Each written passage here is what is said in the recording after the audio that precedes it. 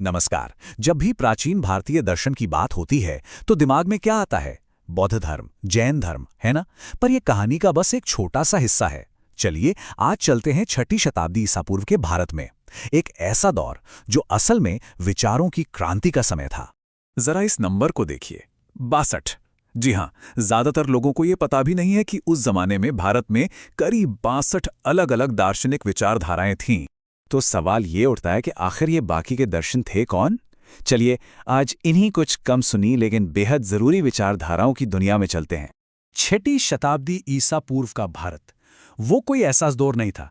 वो तो जैसे बौद्धिक और आध्यात्मिक खोज का एक केंद्र था, एक हॉटबेड जहां दर्जनों अलग अलग विचारधाराएं एक दूसरे से टकरा रही थीं। तो चलिए शुरू करते हैं और सबसे पहले बात करते हैं एक बहुत ही दिलचस्प समूह की, आजीविकों की। भाग्य को लेकर इनका नजरिया कह सकते हैं एकदम हटकर था। इनके संस्थापक थे मक्खली गोसाल। और एक दिलचस्प बात बताऊं, वो कभी जैन धर्म के संस्थापक महावीर के बहुत करीबी दोस्त हुआ करते थे, लेकिन बाद में उन्हीं के सबसे बड़े विरोधियों में से एक बन गए। तो आजीविकों का जो सबसे बड़ा सिद्धांत था वो था नियति। अब नियति का मतलब क्या है? इसका सीधा सा मतलब है एक ऐसा भाग्य जिसे बदला नहीं जा सकता। जो कुछ भी होना है वो पहले से तय है।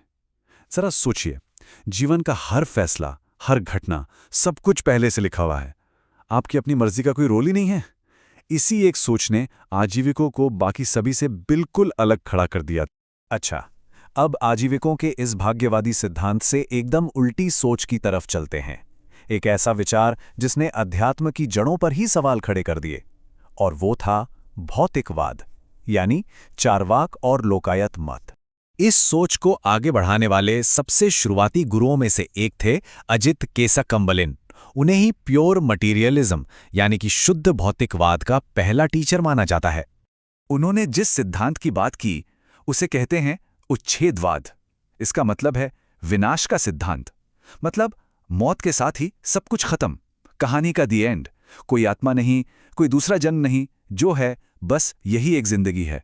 और बाद में जो चार्वाक और लोकायत स्कूल बने, उनकी जड़ें इसी सोच में।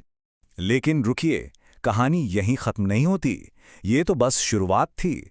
भाग्यवाद और भौतिकवाद के अलावा भी कुछ ऐसे विचारक थे जिनके आइडियाज तो और भी ज्यादा चौंकाने वाले थे। आप जरा इस विचार को देखिए। एक विचारक थे पूरण कश्यप। उनका मानना था कि इंसान के कर्म, चाहे वो अच्छे हों या बुरे, उनका असल में कोई असर ही नहीं पड़ता। सोचकर देखिए उस जमाने में ये कितनी बड़ी, कितनी क्रांतिकारी बात रही होगी। और फिर आते हैं पखुद कच्चायन, जिनका सिद्धांत तो और भी अनोखा था।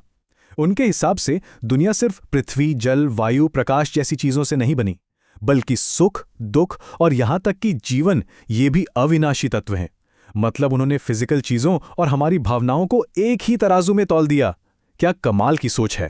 तो अब एक बड़ा सवाल मन में आता है, जब इतने सारे कमाल के अलग अलग आइडियाज थे तो फिर इनमें से ज्यादातर इतिहास के पन्नों में गुम क्यों हो गए? हम इनके बारे में ज्यादा क्यों नहीं जानते? इसका जवाब शायद थोड़ा कड़वा है, लेकिन सच्चाई यही है। उस दौर के जो रिकॉर्ड्स मिलते हैं वो बताते हैं कि इन सभी संप्रदायों के बीच जबरदस्त कंपटीशन था, अपने फॉलोअर्स बढ़ाने के लिए, अपना दबदबा बनाने के लिए। ये एक तरह का वैचारिक युद्ध का मैदान था। और सबसे जरूरी बात यह है कि इन संप्रदायों के बारे में हमें जो कुछ भी पता चलता है वो अक्सर उनके कॉम्पिटिटर्स के लिखे ग्रंथों से पता चलता है, जैसे बौद्ध और जैन धर्म के ग्रंथ। और जाहिर है उन्होंने सिर्फ इनका जिक्र ही नहीं किया, बल्कि इन्हें नीचा दिखाने की भी पूरी कोशिश की। तो हम जो भी जानते हैं वो एक तरह से फिल्टर होकर हम तक पहुंचा है उनके नजरिए से। और ये बात हमें एक बहुत गहरे सवाल पर लाकर छोड़ देती है। कहते हैं ना कि इतिहास हमेशा जीतने वाले लिखते हैं। तो अगर ये सच है तो सोचिए ऐसे और कितने विचार, कितने दर्शन होंगे जो वक्त की धूल में कहीं खो गए, जिनके बारे में शायद हम कभी जान ही नहीं पाएंगे।